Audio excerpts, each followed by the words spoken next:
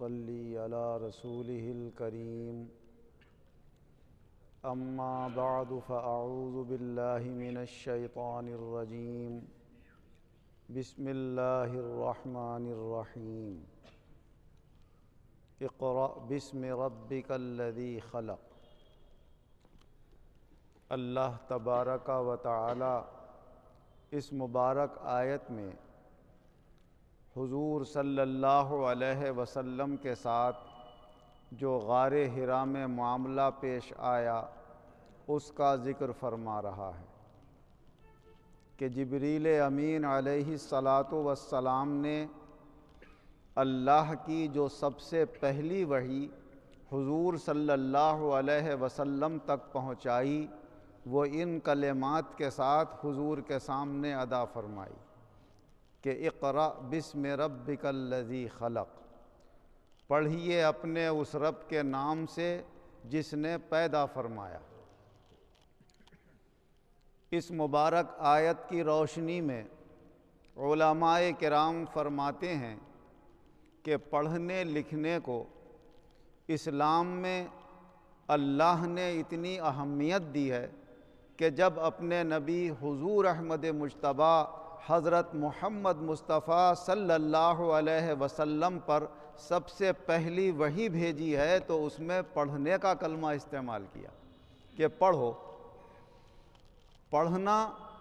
لکھنا، علم حاصل کرنا یہ انسان کے لیے بہت بڑی فضیلت کی بات ہے۔ اسلام میں عبادت سے بھی زیادہ مرتبہ علم حاصل کرنے کو دیا گیا ہے، کیونکہ علم ہی ایک ایسی دولت ہے کہ جس کے ذریعے سے آدمی ہر میدان کے اندر اپنے نفع اور نقصان کی چیز کو سمجھ لیتا ہے۔ دنیا کے معاملات میں اگر وہ علم حاصل کر لے تو اس کو پتہ چل جاتا ہے کہ اگر میں نے اپنے دنیا کے یہ کام کر کے رکھے تو مجھے فائدہ ہوگا، اور اگر میں نے اس طرح کے کام کیے تو میرے لیے نقصان ہوگا۔ اگر وہ اپنے ملک کی قوانین سے واقف ہوتا ہے تو اس کی روشنی میں جب کام کرتا ہے تو بہت ساری الجھنوں اور پریشانیوں سے محفوظ رہتا ہے۔ کاروباری معاملات میں علم حاصل کرتا ہے تو بہت سارے نقصانات اٹھانے سے اللہ تعالیٰ اسے بچا دیتا ہے۔ اگر دین کے میدان میں آدمی علم حاصل کرتا ہے تو پھر شیطان کے بہکاووں سے، اس کے وسوسوں سے اور آخرت میں نقصان پہنچانے والی چیزوں سے وہ خبردار ہو کر ان سے بچتا ہے،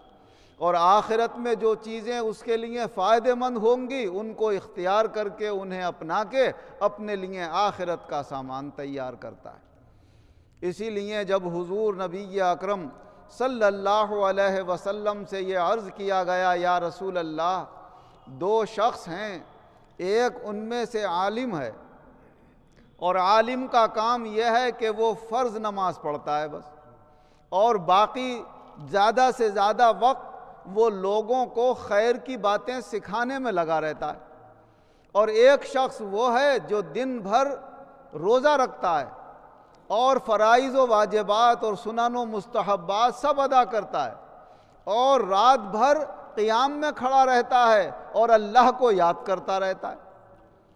اب ان دونوں میں سے کس کا مرتبہ اونچا ہے؟ تو حضور صلی اللہ علیہ وسلم نے فرمایا وہ فرض ادا کرنے والا عالم جو اللہ کے بندوں کو خیر کی باتیں سکھاتا ہے اس کا مرتبہ اتنا اونچا ہے جیسے تم میں سے ادنا کے مقابلے میں میرا مرتبہ ہے۔ اور حضور صلی اللہ علیہ وسلم نے ارشاد فرمایا کہ جو پرہیزگار عالم علم حاصل کرنے کے بعد اللہ کے بندوں کو وہ علم سکھاتا رہتا ہے تو قیامت کے دن اللہ تبارک و تعالی اس کے اور نبیوں کے درمیان صرف ایک مرتبے کا فرق رکھے گا، وہ فرق کہ وہ نبوت کے مرتبے پر فائز ہوں گے، بس اس کے پاس نبوت نہیں ہوگی، کام دونوں کا ایک ہے، وہ بھی اللہ کی طرف سے علم حاصل کر کے لوگوں کو دین کی باتیں سکھانے کے لیے آئے ہیں، اور یہ بھی علم حاصل کر کے اللہ کے بندوں کو تبلیغ کرتا ہے اور دین کی باتیں سکھاتا ہے۔ اور علم کا حاصل کرتے رہنا اور اس کا قائم رکھنا اس لیے ضروری ہے کہ حضور صلی اللہ علیہ وسلم نے ارشاد فرمایا اللہ تعالیٰ دنیا کو علم سے اس طرح نہیں اٹھائے گا کہ لوگوں کے دلوں سے علم کھینچ لے، فرمایا علم کو اٹھائے گا تو علماء کو اٹھا لے گا، اور پھر دنیا میں ان پڑھ لوگ رہ جائیں گے، علم کے شوقین نہیں ہوں گے، بس جیسا تیسا نام لگ جائے گا ساتھ میں علم حاصل کرنے والے، ڈگریوں والے۔ فرمایا پھر لوگ کیا کریں گے؟ انہی جاہلوں کو اپنا سردار بنا لیں گے، اور وہ اپنی عقل سے جہالت کے باوجود لوگوں کو فتوے دیں گے۔ فرمایا خود بھی گمراہ ہوں گے اور دوسروں کو بھی گمراہ کریں گے۔ تو وہ وقت آنے سے پہلے ہمیں یہ چاہیے کہ زیادہ سے زیادہ پڑھنے لکھنے کی کوشش کریں۔ آج موبائل سے جہاں بہت سے ہمیں فائدے حاصل ہوئے ہیں، ایک بڑا نقصان یہ ہوا ہے کہ ہمارے جو مدرسوں اور کالجوں کے بچے ہیں، لڑکے ہیں، لڑکیاں ہیں، ان کا زیادہ وقت موبائل دیکھنے میں گزر رہا ہے اور فالتو باتوں میں اپنا وقت ضائع کر رہے ہیں۔ پہلے جو ان کے پاس یہ چیز نہیں تھی تو اپنا وقت کتابیں دیکھنے میں، کچھ لکھنے پڑھنے میں گزار لیتے تھے، تو اللہ تعالیٰ کچھ نہ کچھ ان کے اندر علم کی روشنی پیدا کر دیا کرتا تھا۔ دینی علم حاصل کرنے والے قرآن و حدیث سے اور فقہ سے واقف ہو جاتے تھے، دنیاوی تعلیم حاصل کرنے والے اچھی استعداد پیدا کر کے، اچھی ڈگریاں حاصل کر کے اونچے مقام حاصل کر لیا کرتے تھے۔ اب گنے چنے لوگ محنت سے پڑھ رہے ہیں، شوق سے پڑھ رہے ہیں، جن کے دل میں اللہ پیدا کر دیتا ہے شوق، جنہیں اللہ کو کچھ بنانا ہی ہے، تو وہ نہ موبائل کی پرواہ کر رہے ہیں نہ اس چیز کی، یا وہ اپنے بڑوں کا کچھ نہ کچھ خوف اور ڈر رکھتے ہیں، اور گھر کے بڑے ان کے اوپر نظر رکھتے ہیں کہ ہمارے بچے زیادہ وقت لغویات کے اندر خرچ نہ کریں۔ ان کے یہاں پابندیاں ہیں کہ اس وقت تمہیں پڑھنا ہے، اس وقت نماز پڑھنا ہے، اس وقت کھانا ہے، اس وقت کھیلنا ہے۔ تو ان کے جب وقت بٹے ہوئے ہیں تو وہ تو کچھ نہ کچھ اپنے وقت صحیح گزار رہے ہیں، اور جو ماں باپ کے کہنے میں نہیں ہیں، اپنی مرضیوں پر چل رہے ہیں، یا ماں باپ بیچارے اپنے کاموں میں لگے ہوئے ہیں، انہیں خبر نہیں ہے، ان کے بہت سارے بچوں کی عمر اس طرح ضائع ہو رہی ہے کہ داخلے تو ہیں اسکولوں میں، داخلے تو ہیں مدارس میں، مگر گھر آنے کے بعد پھر کتابیں دیکھنے کا انہیں موقع نہیں ملتا اور شوق پیدا نہیں ہوتا۔ انہیں غور کرنے کی ضرورت ہے کہ یہ علم ہمیں اپنا وقت ضائع کرنے سے حاصل نہیں ہوگا، بلکہ زبردستی دل چاہے موبائل دیکھنے کو، ہم تو اس وقت کو اپنے قیمتی جانیں اور زبردستی پڑھنے لکھنے کے اندر لگائیں، تاکہ اس سے ہمیں کوئی مقام حاصل ہو، اللہ بھی خوش ہو، اللہ کے رسول بھی خوش ہوں، اور ہمارے اسلام کا جو سب سے اہم مقصد ہے کہ سب سے پہلے علم ہے اور اس کے بعد عبادت ہے۔ اور اس کے ساتھ ساتھ ہمیں یہ بھی خبر رکھنا چاہیے کہ ہماری مسجدوں کے جو امام ہوتے ہیں یا تو حافظ قرآن ہوتے ہیں یا عالم دین ہوتے ہیں، مگر کچھ لوگ چند دنوں اگر نماز پابندی سے پڑھنے لگتے ہیں تو امام صاحب کی بہت سی باتوں پہ اعتراض شروع ہو جاتا ہے۔ صاحب ہم سے مشورہ نہیں کرا، ٹائم گھٹا کیوں دیا آپ؟ ہم سے مشورہ کیوں نہیں کیا، ٹائم بڑھا کیوں دیا آپ نے؟ صاحب آپ نے یہ کام ایسے کیوں کر لیا، ویسا کیوں کر دیا؟ انہیں یہ پتہ ہی نہیں کہ عالم کا مرتبہ کیا ہے، حافظ قرآن کا مرتبہ اللہ نے کیا رکھا ہے۔ ان حدیثوں کو یا تو سنا نہیں ہے یا سنتے ہیں تو اپنے نفسانی اغراض کی وجہ سے پس پش ڈال دیتے ہیں، ان کے لیے بہت بڑے نقصان کا سامنا ہے۔ میں نے اپنی آنکھوں سے دیکھے ہیں ایسے واقعات کہ جنہوں نے علماء کی عزت نہیں کی، ہاتھ کے ہاتھ انہیں کوئی نہ کوئی نقصان اٹھانا پڑا۔ بلاسپور کا سچا واقعہ میرے ساتھ گزرا ہوا۔ میں نماز پڑھانے گیا جنازے کی ایک صاحب کی، ایک بریلوی مسلک کے ایک عالم بھی آ گئے وہاں پر۔ کچھ لوگ چاہتے تھے یہ نماز پڑھائیں، کچھ لوگ چاہتے تھے میں نماز پڑھاؤں۔ زیادہ تر لوگ، اور مجھے بلایا گیا باقاعدہ، تو میں مصلی پہ جیسے ہی پاؤں رکھا ایک صاحب نے مصلی کھینچ لیا پیچھے۔ تو ایسے لوگ بھی ہوتے۔ اب وہ جو ہماری طرف کے لوگ تھے وہ گرم ہو گئے ان کے اوپر، انہوں نے ان کو دھکا دے کے وہاں سے ہٹایا۔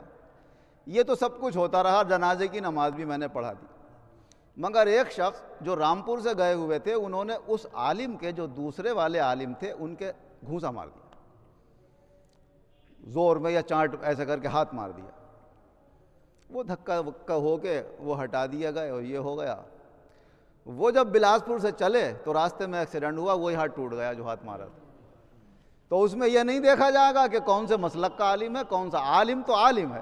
حافظ تو حافظ ہے۔ آپ کسی مسلک سے تعلق رکھتے ہیں، آپ کو تو ہر حافظ کا ادب کرنا ہے، ہر عالم کا ادب کرنا ہے۔ یہ تو علماء جانے آپس میں کہ ان کے آپس میں کیا اختلافات ہیں کیا نہیں ہیں، اور یہ پبلک بلا وجہ ایک دوسرے کو اٹھاتے ہیں چڑھاتے ہیں، یا بہت سے عالم ایک دوسرے کے خلاف باتیں کرتے ہیں، وہ اللہ کے یہاں وہ جواب دیں گے۔ ہمیں تو ہر عالم کا ادب کرنا چاہیے، ہر حافظ قرآن کا ادب کرنا چاہیے۔ اور ایسے اور بھی واقعات ہیں۔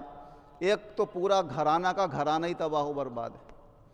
ایک حافظ صاحب تھے، وہ نماز پڑھاتے تھے ایک جگہ، جبکہ وہ انہی کے مسلک سے تعلق رکھتے تھے۔ انہوں نے کچھ تھوڑی سی اپنے اندر نرمی اختیار کر کے سب سے ملنا جلنا شروع کر دیا۔ بعض لوگ یہ ہوتے ہیں بس ہماری پارٹی والوں سے ملو گے، دوسروں سے نہیں ملو گے، ان کے خلاف ہو گئے، اور ایک صاحب نے ان کے چانٹ مارا اور باقی لوگوں نے برا بھلا کہا گھر کے۔ اب کیا بیان کیا جائے، پورا کا پورا گھر تباہ و برباد ہے، کاروباری اعتبار سے، ہر اعتبار سے۔ بس ان کو میں یہی سمجھاؤں گا کہ یا تو ان سے معافی مانگیں جا کر، جب تک معافی نہیں مانگیں گے اللہ بھی معاف نہیں کرے گا۔ اللہ فرماتا ہے جو بندوں کے حق کسی نے اگر مارے ہیں، جب تک بندہ معاف نہیں کرے گا میں بھی معاف نہیں کروں گا۔ اور آئندہ کے لیے لوگ یہ سبق حاصل کریں۔ یہ دونوں واقعات میری آنکھوں کے دیکھے ہوئے، یہ واقعہ گھونسے والا تو میرا دیکھا ہوا، وہ چانٹ والا میرا سنا ہوا، لیکن جنہوں نے مارا ان کے حالات میری آنکھوں کے دیکھے ہوئے ہیں، اور وہ مجھ سے بیان بھی کرتے رہتے ہیں کہ بھائی یہ پریشانی ہے، بھائی وہ پریشانی ہے، رشتہ داری میں بھی ہوتے ہیں۔ تو میں ایسے لوگوں کو یہ سبق دوں گا کہ بھائی ایسی جگہ کہیں اگر موقع آ جائے تو پارٹی بندی میں اپنے عالم کی حمایت میں یا اپنے حافظ کی حمایت میں کسی عالم کے خلاف گستاخی نہ کریں، کسی حافظ کے خلاف گستاخی نہ کریں، اس کا ہم ادب و احترام کریں۔ اور اس سے ایک بڑا فائدہ یہ ہوتا ہے کہ اگر ہم عالم کا یا حافظ کا ادب و احترام کریں گے تو لوگوں میں دیکھ کر یہ شوق و جذبہ پیدا ہوگا کہ دیکھو عالم کا بڑا احترام ہوتا ہے، ہم نے اپنے بچے کو عالم بنایا تو ہمارے بچے کا بھی ادب و احترام ہوگا، ہم نے حافظ بنایا تو ہمارے بچے کا بھی ادب و احترام ہوگا۔ اور جب ہم مسجدوں میں عالموں کے ساتھ اور حافظوں کے ساتھ ایسا عمل ہوتے ہوئے دیکھیں گے تو لوگ یہی سوچیں گے کہ اگر ہم نے حافظ بنایا تو بیچارے ہمارے بچے کا بھی یہی حال ہوگا، ہم نے عالم بنایا تو ہمارے بچے کے ساتھ بھی یہی معاملہ ہوگا، تو اس سے دین کی ترقی رکے گی۔ تو ادب و احترام علم کا اور علم والوں کا یہ ہمارے دین کی ترقی کا باعث بنے گا، اور اگر ہم نے علم کا اور علم والوں کا ادب و احترام نہیں کیا تو یہ تنزل کا باعث بنے گا۔ اللہ تبارک و تعالی ہمیں قرآن و حدیث کی روشنی میں اچھا علم بھی حاصل کرنے کی توفیق عطا فرمائے اور اچھے اعمال بھی کرنے کی توفیق عطا فرمائے۔ آمین وآخر دعوانا ان الحمدللہ۔ الحمدللہ رب العالمین والعاقبۃ للمتقین والصلاة والسلام علی خیر خلقہ محمد وآلہ واصحابہ اجمعین۔